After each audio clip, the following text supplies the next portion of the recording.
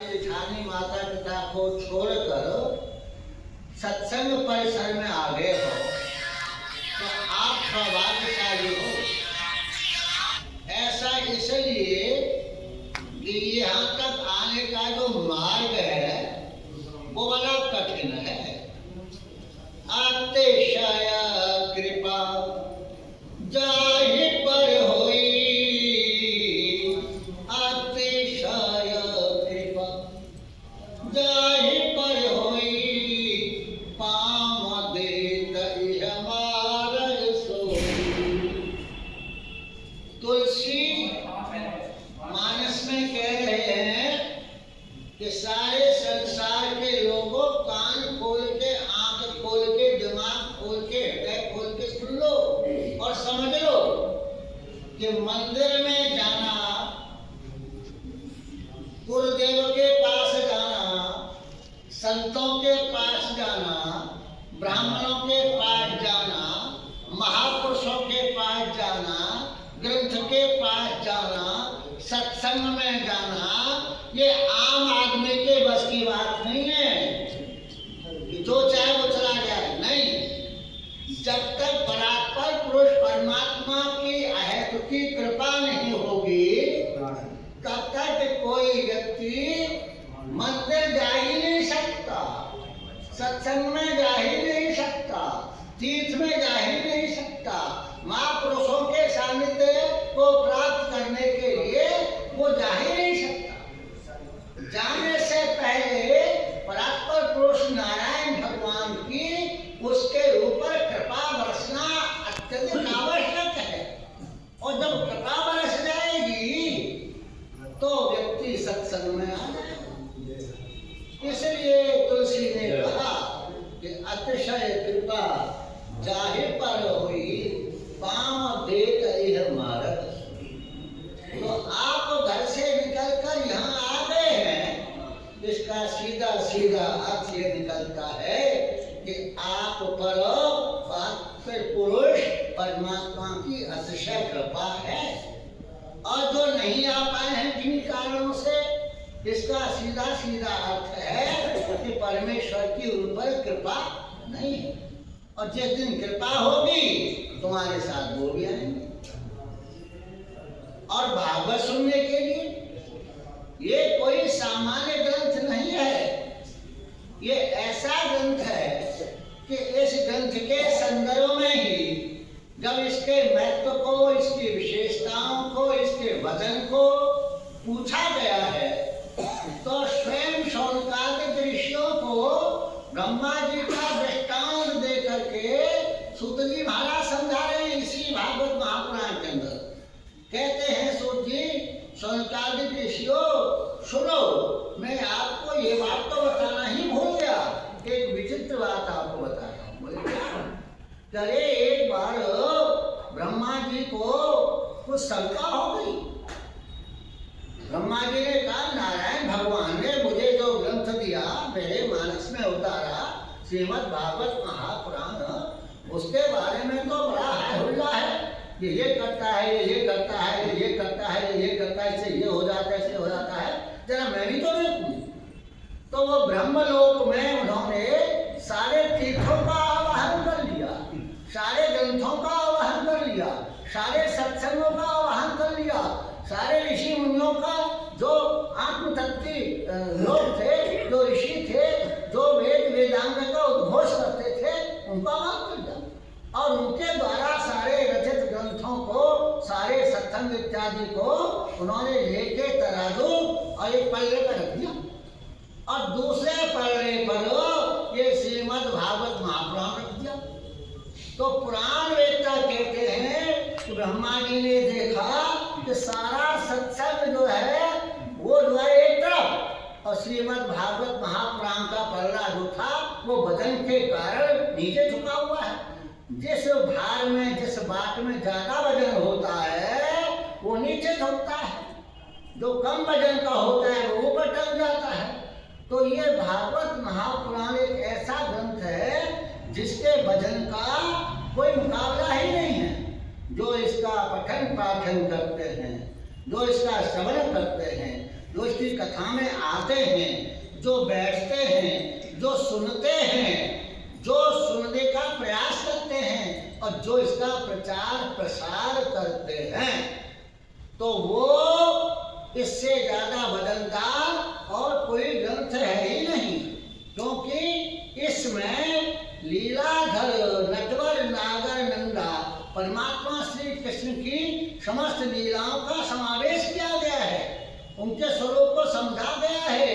एको देवो देवकी पुत्र एवा, एको गीतः देवकी पुत्र गीता, एको मंत्र तस्य नामानि यानि, कर्माप्येकं तस्य देवस्य सेवा।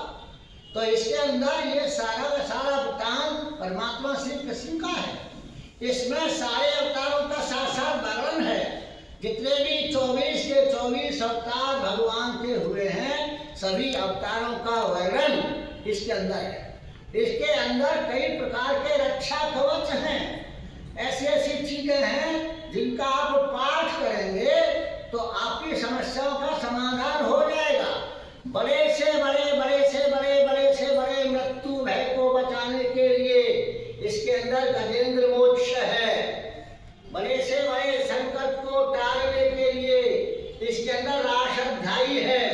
इसके अंदर ऐसी ऐसी चीजें हैं कि जब आप इस समुद्र में गोता लगाएंगे तो अनंत अनंत अनंत अनंत हीरे मोती आपको इस भागवत में प्राप्त हो जाएंगे। तो ये ऐसा ग्रंथ है जो भगवान वेद व्यास ने रचा है। इसकी कथा को सुनने से, समझने से बड़ा लाभ। और देवियों और सज्जनों, एक बात और सुन लो, इस ग्रंथ में कहीं भी किसी भी जगह ये नहीं लिखा हुआ है कि अमुक के लिए है और अमुक के लिए नहीं है, कहीं नहीं लिखा हुआ।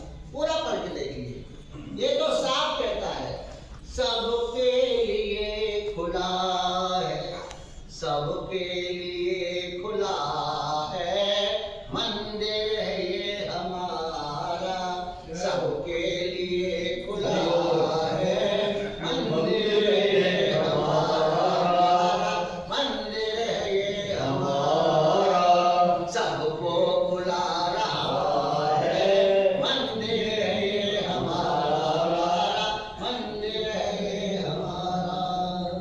और बहन भाई, और बहन भाई, सब बैठेंगे प्रार्थना में, सब बैठेंगे प्रार्थना में, सब बैठेंगे प्रार्थना में, सब बैठेंगे हरि कथा में, सबको सिखा रहा है मंदिर है ये हमारा, मंदिर है ये हमारा, सबको बुला रहा है मंदिर है ये हमारा, मंदिर है ये हमारा।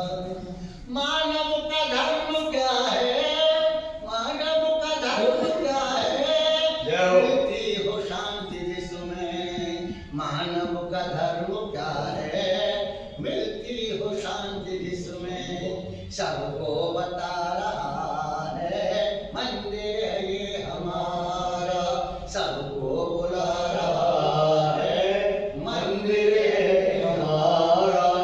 बोले भागवत भगवान की जय। भागवत भगवान ये बिल्कुल नहीं कह रही है कि मंडी वाले नहीं आने चाहिए, कि सुथरा साई वाले के लिए मना है, कि प्रेमपुरी वाले नहीं आने चाहिए, कि गोरे नहीं आने चाहिए, कि काले नहीं आने चाहिए, अवरी नहीं आने चाहिए, सवरी नहीं। भागवत तो कहती है सब आओ और आकर के इस ज्ञान गंगा में सब गोता लगाओ। बोले भागवत भगवान की जय। ऐसी ये भागवत है जो सबका आह्वान करती है। देवियों और सज्जनों, भागवत गंगा का प्रवाह बहते बहते बहते बहते बहते बहते कहाँ आया कि आत्मदेव के यहाँ संतान आ गई। संतान का जो भौतिक था वो आपने कल सुन लिया कि किस प्रकार से उनके पुत्र धुंधकारी ने नशे की लत पड़ने पर, तमाम तरह के अविचार व्यविचारों में पड़ने पर माता को मारा। और वैश्यावृत्ति में खुद पड़ा बहुत बुरी तरह से, तो वैश्याओं ने फिर उसको मारा, उसका वध किया। और जब उसका वध कर दिया, उसको बांध दिया, तो उसके बाद में उनके जो भाई थे गोकर्ण जी, उनको मालूम हुआ कल की कथा में, उन्होंने मालूम होने पर गया तीर्थ में तर्पण कर दिया। अब आगे की कथा बढ़ती है। तो गोकर्ण महाराज जो हैं, वो मालूम होने पर कि हमारे पिताश्री का भी शरीर पूरा हो गया है, हमारी माताश्री भी चल रही हैं और भाई भी नहीं रहा है, तो वो अपने गांव को, जिस गांव के मूल निवासी थे, वहाँ पर गोकर्ण जी वापिस आते हैं तीर्थ आदि से। जब गोकर्ण महाराज तीर्थ आदि से निवृत्त होकर के गांव आए, तो गांव वालों ने उनके सामने सारी बातें बताई कि भैया होनी तो टलती नहीं है, ऐसा ऐसा आपके परिवार में हो गया। जब कोई व्यक्ति बहुत दिन के बाद में आके अपने घर मकान को, ताले को खोलता है, सफाई भाई कराता है, झाड़ झंझट को हटवाता है, वही काम गोकर्ण जी ने किया अपने घर में। तो गोकर्ण महाराज जो हैं, रात को भोजन आदि से निवृत्त होकर के 4 बजे, तो देवियों और सज्जनों याद रखो, ये जो नित्य प्रति देश और दुनिया में भूकंप आ रहे हैं, धरती हिल रही है, तीव्र गति के भूकंप आते हैं, तूफान आते हैं, चक्रवात आते हैं और बाढ़ बड़ी भयंकर आती है, तो ये ऐसे नहीं आती है। इसके पीछे एक कारण होता है। कारण ये होता है कि जब व्यक्ति प्रकृति का दोहन बहुत बुरी तरह से करने लगता है, हरे भरे वृक्षों को काटता है, नदियों को बहुत बुरी तरह से गंदगी डाल करके अपवित्र करता है, पर्वतों को काटता है और प्राणियों की हत्या करता है, बड़ी संख्या में जानवरों को काटता है और व्यभिचार करता है, नन्ही नन्ही बालिका और बालकों के साथ व्यभिचार करता है और गौ माता को काटता है। जब ये सब क्रियाएं ज्यादा होने लगती हैं, तो पृथ्वी माता में भूकंप आता है, पृथ्वी हिलती है, रोती है। वैज्ञानिकों ने ये सिद्ध कर दिया है कि जिस जगह हत्या ज्यादा की जाती है, उस जमीन में कंपन होता है, वहां के अणु परमाणुओं में कंपन होता है। तो जब कंपन होगा तो जमीन हिलेगी और तरह तरह की आवाजें आती हैं। और जिस कमरे में कोई व्यक्ति आत्महत्या इत्यादि कर लेता है, उस कमरे के भी वाइब्रेशन बहुत दिन तक जो है दूषित काम करते हैं। ऐसा ज्ञान विज्ञान ने भी सिद्ध कर दिया है। तो गोकर्ण महाराज जो है लेटे, तो क्या देखा कि बहुत हा हू इस प्रकार की आवाज आई। गोकर्ण महाराज परेशान हो गए। अब वो जैसे तैसे तो रात कटी। भोर में गोकर्ण महाराज ने मंत्रोच्चारण किया है और मंत्रोच्चारण करके गंगा जल हाथ में लिया है और अपने मकान में छिड़का है और उन्होंने बोला, कौन है तू? क्या क्या आवाज लगा रखे? साफ साफ बता तू कौन है? तो उत्तर में आवाज आती है, भैया मैं तुम्हारा भाई धुंधकारी और मैं पिशाच की योनि में चला गया हूं। मैं पाप कर्म के कारण मैं प्रेत बन गया हूं। अब मेरी मुक्ति का साधन बताओ। वो बहुत परेशान। वो कहते हैं, मैंने तो अपने भाई का गया में श्राद्ध भी कर दिया, पिंडदान भी कर दिया और अर्पण वितरण इत्यादि भी कर दिया है, फिर ये क्या बात है, ये मुक्त नहीं हुआ? गया के बारे में तो ऐसा लिखा है कि बड़ी बड़ी पीढ़ियां मुक्त हो जाती हैं। तो भागवतकार लिखते हैं कि गोकर्ण महाराज ने प्रातःकालीन वेला में सूर्य भगवान की उपासना की। ओम विश्वान देव शवतर दुर्तान पराशुवा याद भद्रम तन्नमास। भगवान सूर्य की प्रार्थना की।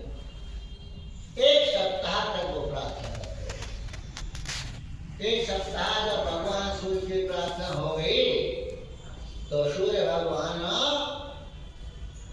प्रकट होकर के गोकर्ण महाराज से कहते हैं कि देखो, आपका भाई इस योनि से मुक्त हो जाएगा,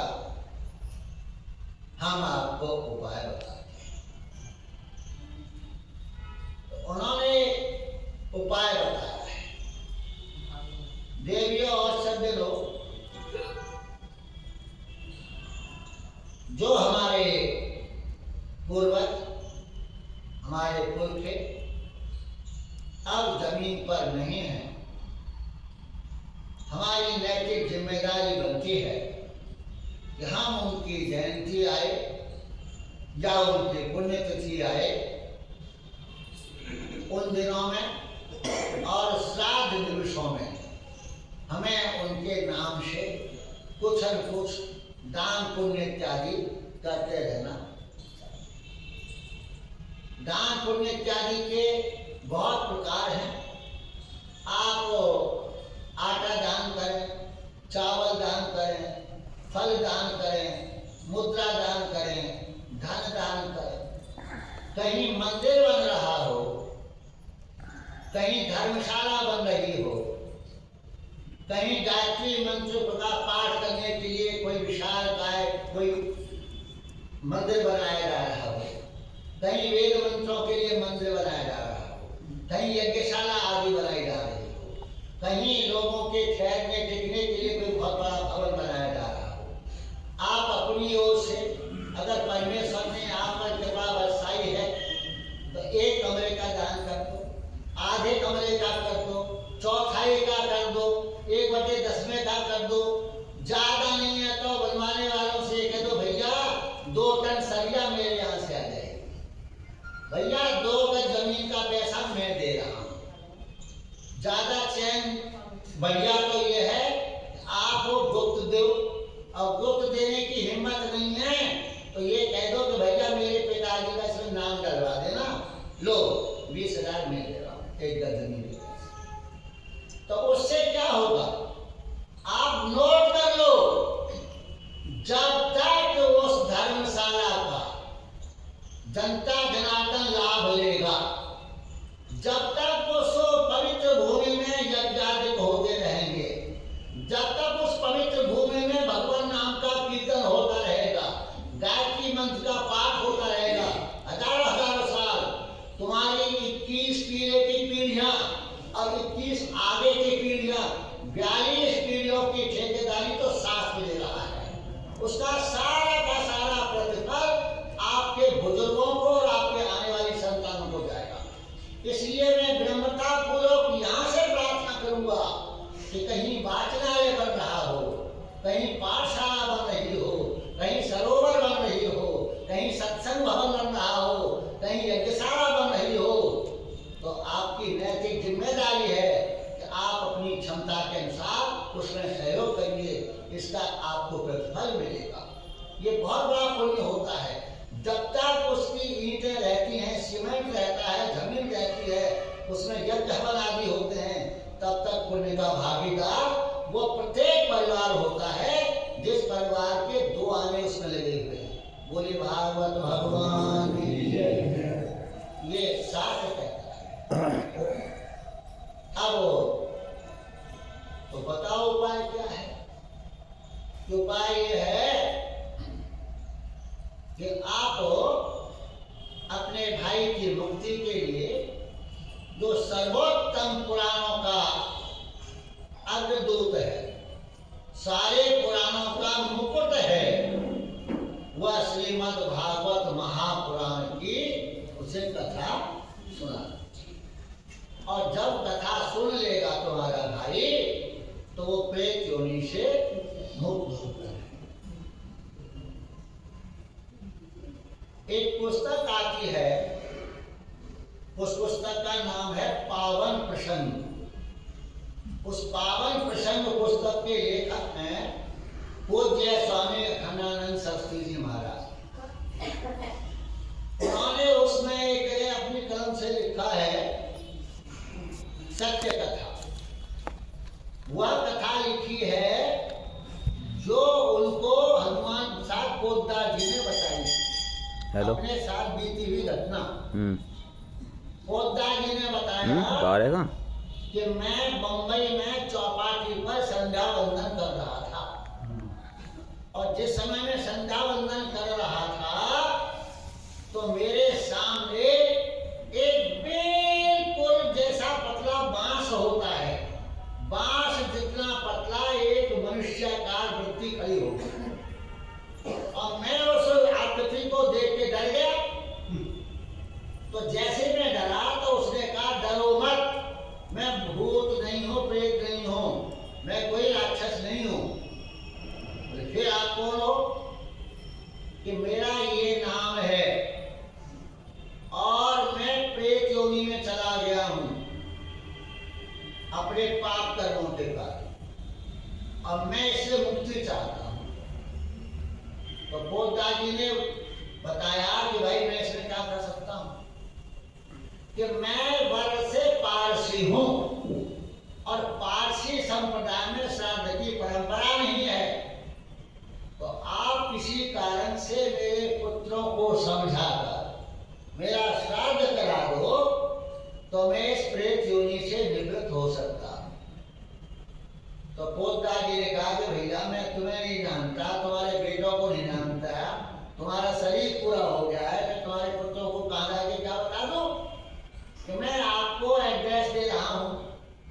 तो हनुमान प्रसाद जी ने कहा चलो लिखवाओ। तो उसने पता लिखवाया और फिर कहा कि मेरे पुत्र और पुत्रवधू बहुत लालची हैं, वो एक नया पैसा इस काम में खर्च करने वाले नहीं है, पर तुमको मैं मार्ग सुझाई देता हूँ। बोले क्या? कि जब आप उनको ये बताओगे कि जिन चीजों का तुमको पता नहीं है हम वो भी बता दें और तुमको खूब सारा धन मिल जाए तो कर दोगे? तो वो जरूर करेंगे। बोले अच्छा बताओ। तो उस पावन प्रसंग नामक पुस्तक में मैंने स्वयं पढ़ा है उसको, ये कपोल कल्पित कथा नहीं बता रहा हूँ आपको, सत्य कथा बता रहा हूँ। अरे यहाँ बैठे मैं कपोल कल्पित बोलूंगा क्या? तो उन्होंने कहा हमारे पुत्रों को पुत्रवधुओं को बताना कि अमुक नंबर की अलमारी में अमुक वही है जिसमें अमुक लिखा है, अमुक जगह ये लिखा है, वहां लिखा है, उनसे आप संपत्ति लेने के अधिकारी हो। तो लाखों करोड़ों रुपए उनको प्राप्त हो। अच्छा, तो पोद्दार जी ने बताया कि भैया मैं दूसरे दिन उस कॉलोनी में गया और मैंने मकान पर वही नंबर देखा जो मुझे उस मनुष्याकार आकृति ने बताया, और मैंने घंटी बजाई, अंदर से वो लोग निकल के आए, आओ साहब बैठो साहब, कहाँ से आ रहे हो? तो मेरे मुंह से ये निकल गया तुम्हारे पिताजी से मिल रहा। तो ये सुनते ही उनका पहला बोल ये था कि इस पागल को पीट के भगाओ, ये हमारे पिताजी से काम मिल गया, हमारे पिताजी का तो सही पूरा होगा। तो मैं कहा भाई ऐसा मत करो, मेरी बात सुन लो। तब मैंने वो सारा किस्सा उन्हें बताया। कब वो इस बात पर तैयार हुए कि बिल्कुल अगर ये बात सच निकली तो हम आपके कहने से उनका श्राद्ध देवियों और सज्जनों, ये ब्राह्मण का मुख और अग्नि का मुख, शास्त्र में इनको पोस्टमैन की संज्ञा दी गई। आप जिसके नाम पोस्ट ऑफिस में जाके मनी ऑर्डर करेंगे आपका मनी ऑर्डर उसी को प्राप्त होगा। इसलिए श्राद्ध दिवस में ब्रह्मवेत्ता ब्राह्मणों को, आचार्य के संयुक्त ब्राह्मणों को, वेद पाठी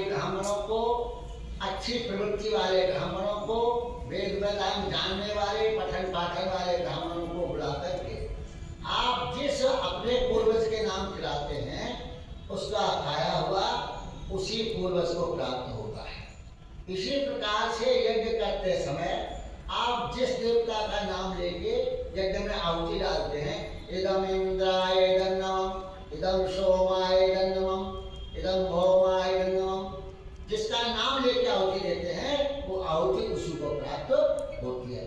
इसलिए श्राद्ध आदि कर्म भी करना चाहिए और यज्ञ आदि कर्म भी अपने घरों में करना चाहिए, जिससे सद्गति प्राप्त होती है, वातावरण शुद्ध होता है, पर्यावरण शुद्ध होता है और आपस में मिल बैठने का समय मिलता है। बोले भागवत भगवान की जय। तो उन्होंने कहा है अब गोकर्ण महाराज ने गांव में सबको हिंडोला पिटवाया, सबसे कहा कि भाई हमारा जो घेर है उसमें हम 7 दिन की श्रीमद् भागवत महापुराण की कथा करेंगे। कराएंगे कथा। बोलिए सुनिए सुना